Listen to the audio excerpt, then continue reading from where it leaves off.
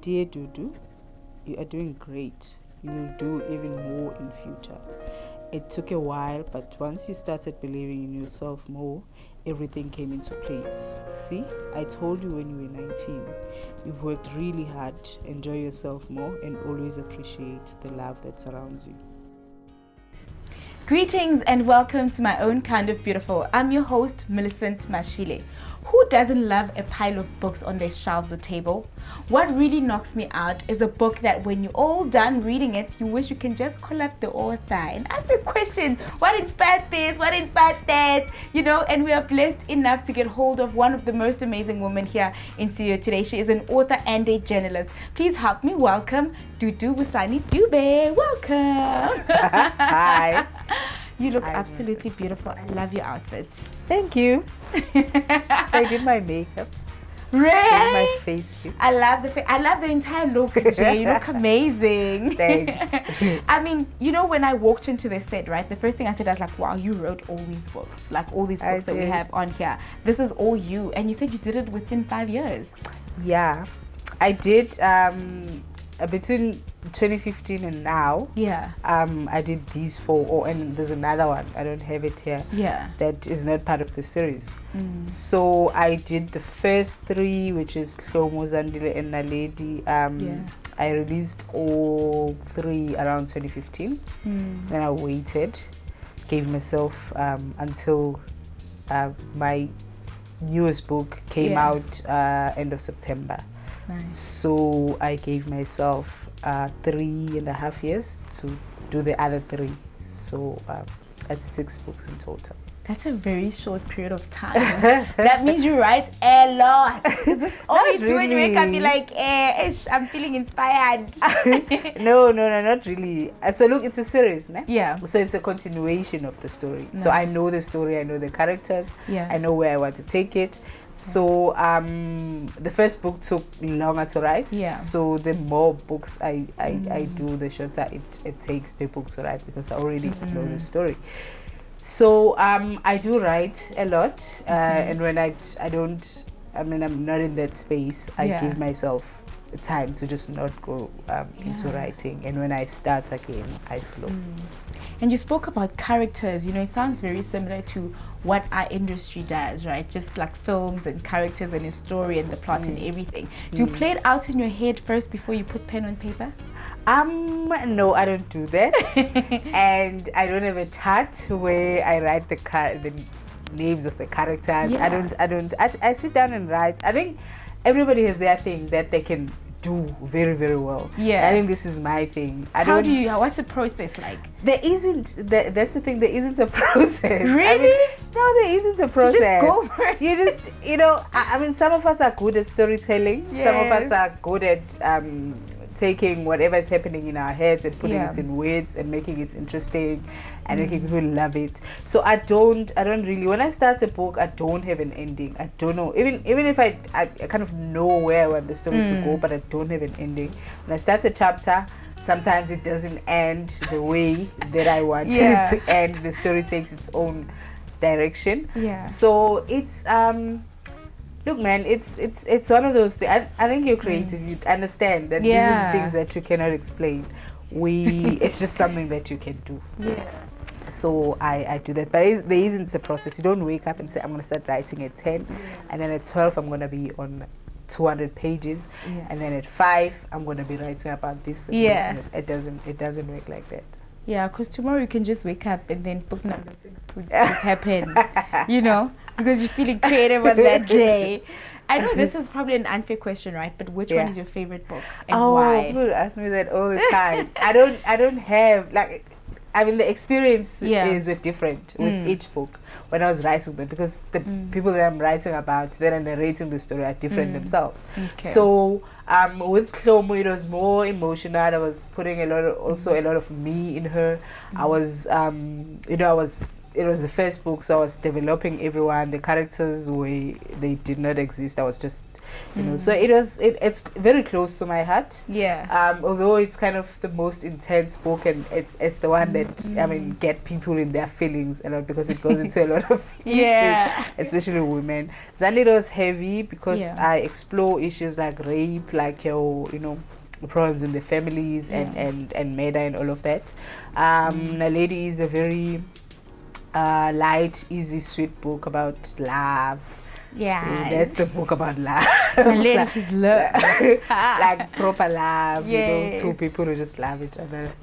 And Ikunga is a totally different book from the three. It's well, it's part of the series, but in the way that it's written and in the way that the story is told, it's different. It goes into everyone. It looks mostly into, actually just specifically into the history of the family, of the Zulu brothers, and where they came from and why they are the way they are. What do you think the culture of reading does to people? I think it does. I mean, it opens your mind. You know, we write novels, but then they're about real issues. Yes. Because the themes you just spoke about, these happen in real life.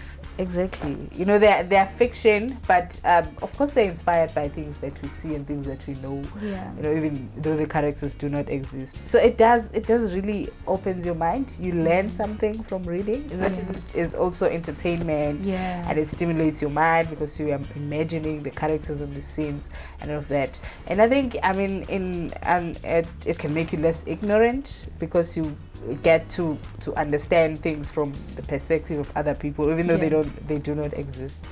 So it's a great culture. It has improved a lot in South Africa in the past 5 years, and it's beautiful because people read what they want to read. People choose what they want to read, and there's a lot that is available for them to read. You know, you have people who love your motivational books, people who like fiction, people who want politics. It's great. I mean, I always encourage people to pick up a book. It doesn't matter which book.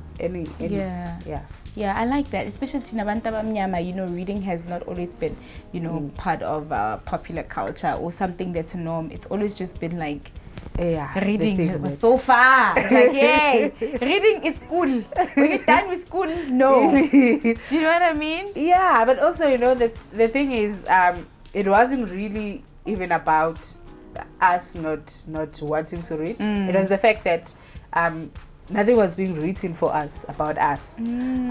So I mean, I know. I mean, about what is the famous woman, about Daniel Steele and Abu Ban. You know, there were all those stories from America or Britain that were there, and it was not relatable, and it was not relatable at all. Yeah. So there really wasn't, and just the promotion of books, people didn't know about. They're so out of reach. I mean, there's no bookstore in the townships. Oh well, they are now, but there weren't exactly bookshops in the townships. There were, you know, nobody was telling us about books. It's because everybody thought we didn't read, but it was because, you know, there was nothing there for us to read. Yeah.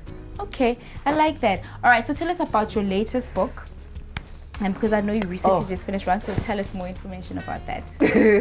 Okay, so my latest book right now is Ikunga, which came out in September, but I'm actually releasing another book. Hey, boy. Well, it's a series. I will have to come very quickly. You're just within like 2 months. Like, hey. Well, it was done anyway. Yeah. So, people read this one, finished it, and said, when is the next one coming out? So I'm like, okay, I'm gonna give it to you. I made you wait for 4 years anyway. So it's called Mess. It's coming. It's the second last book in the series. Nice. It's coming on the 26th it's coming out on the 26th of November in every bookstore. People have pre-ordered, they've paid for their books, they're just going to be collecting them on the 26th. And then I'm going to do a launch on the 28th. People are going to be there. We're going to, it's not going to be like, you know, your usual book launch where we sit and then somebody asks me questions about the book. Yeah, my launches are never like that. It's going to be a party. I like that. Journalism or being an author, what is the difference? And do you have one that's like your favorite? Look, I did journalism because It was the closest thing to writing. Oh. Yeah. So when I was in high school, when I was in matric, I was 16. Yeah. I know about education. They made us. I'm like, you're in matric at 16. Yeah. They made us start school at 4 or 5. Apartheid, don't ask. So I was 16. I was in matric, and then my English teacher was like, "You're very good at writing. You're very good." You know, she kept saying that, and then she said, "I must study something that has to do with writing." So I went and I studied journalism, because actually I didn't even know you could go to varsity and start creative writing. Study creative writing. It wasn't information that was available to us in the school that I was at. So I went and studied journalism. Yeah, I did. You know, it was great. It was until 2018. Yeah. When I stopped working and focused on writing full time. But also I already had the 4 books out at that time, because I was working while writing while what. And journalism was great, you know. I did well. But it was just in the path of getting here. I enjoyed it when I was doing it, but you know, I'm just over it now. It's just I don't think it would fascinate me at all if I went back. Okay. So I'm writing now. I'm trying to get a soft life. So I'm gonna work really hard and retire.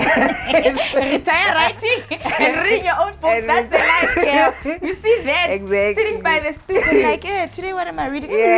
I'm feeling so romantic, you know? Exactly. Yeah. Okay, I want to find out from you. How did you find your own kind of beautiful? I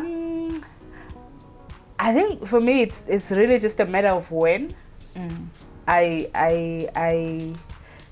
I think now, if I were to talk about now, I found it in telling stories, which is what I'm doing with the books, in just how much women, how much can relate to women right now because of these books, and the friendships that I've created, that the books have created between strangers, and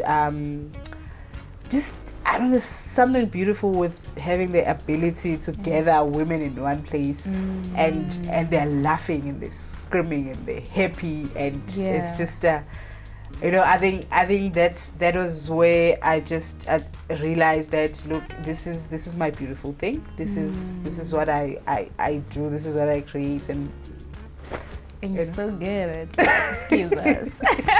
Lastly, I want you to look into that camera and speak to women who, can't express themselves. Because I think a lot of what you do is that you're able to express yourself. You're a confident woman. You found yourself. And somebody out there is like, what's that? I can't relate. So speak to that person and encourage them. Use any form of expression that is available to you that you feel comfortable with, and you will find your confidence, and you will just laugh, man. Just laugh and just live. And it's the most beautiful thing anyone can ever do for themselves. Okay. Love, laugh, live. I like that. I really like that. And I want to gift you with this cushion over here that you can go home with and relax while you are reading your very own book here. You are that girl. So you can just relax on it. And we put a face of a lady that really inspires us, that we love. And she's so confident, and she's found her own kind of beautiful. And we hope that she can make you smile. Yes. Thank you. It's me. Oh my, this is so cute. How gorgeous is she? This is Doo Doo. Yes. Oh, this is beautiful. The author of all these books. Yes. Thank you so much for being on the show. We appreciate your time. Continue writing and telling beautiful stories. I'll write about you all. You better write about us in the cushion and how we gave you a cushion with your face on it. Listen, it's beautiful. I love it. Thank you so much. You're welcome. Thank you for joining us. They say a room without books is like a body without a soul. So go out there and fill your shelves with books from a South African female game changer. And I promise you, you will not regret it. Thank you so much for watching. I'm Millicent Mashile, and this has been My Own Kind of Beautiful.